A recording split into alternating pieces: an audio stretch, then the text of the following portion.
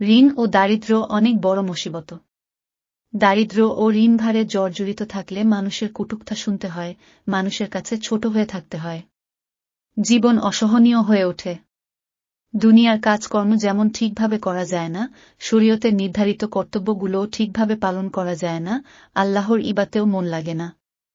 রাসূল দারিদ্র্য ও ঋণের বোঝা থেকে আল্লাহর আশ্রয় চেয়েছেন। দারিদ্র্য ও ঋণ থেকে মুক্তি পেতে রাসূলের শেখানো যে 3টি দোয়া আমরা করতে পারি। 1. রাসূল দোয়া করতেন, আল্লাহুম্মা ইন্নী আউযুবিকা মিনাল ফাকরি ওয়া লোকিল্লাতি ওয়া জিল্লাতি ওয়া আউযুবিকা মিন আন আইলিমা আও উলামা। অর্থ, হে আল্লাহ, আমি আপনার কাছে দারিদ্র্য থেকে আশ্রয় প্রার্থনা করছি।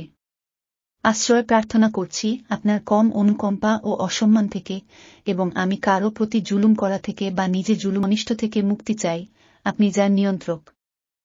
হে আল্লাহ, আপনিই আদি, আপনার আগে কোনো কিছু নেই এবং আপনি অন্ত, আপনার পরে কোনো কিছু নেই। আপনি প্রকাশ্য, আপনার ঊর্ধ্বে কেউ নেই।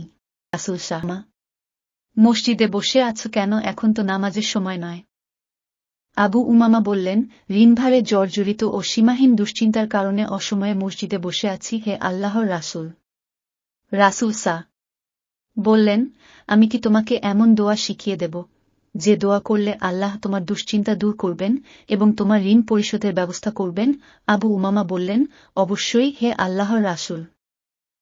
রাসূল বললেন, তুমি সকালে ও সন্ধ্যায় এই দোয়া করবে, আল্লাহুম্মা, আশ্রয় চাই অপারগতা ও অলসতা এবং কৃপণতা ও কাপুরুষতা থেকে, এবং ঋণের বোঝা ও মানুষের কঠোরতা থেকে।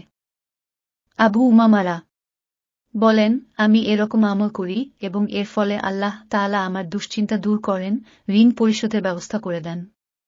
সুনানে আবু দাউদ।